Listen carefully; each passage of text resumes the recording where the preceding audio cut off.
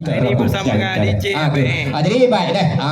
Makan dah dengan sepenuh, dengan tidak ada gaduh dan juga lorak dah. Kita makan slow-slow dah.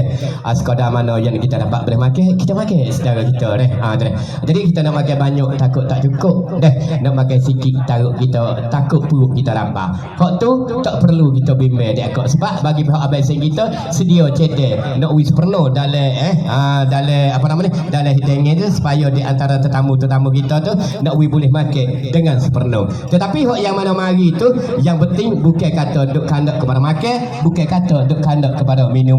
Tetapi bagi pihak tuan kerja kita sedia juga makan, sedia juga minum, nak we boleh makan juga walaupun nasi sesuap mulut, nak we boleh minum juga walaupun ais teguh. Nak ya atas ni di atas kereta ini adalah berdasarkan di atas budi pekerti di antara perhubungan sesama tuan kerja, di antara basic berdoa bersama dengan Kak Azah kita di sini di ekor dek.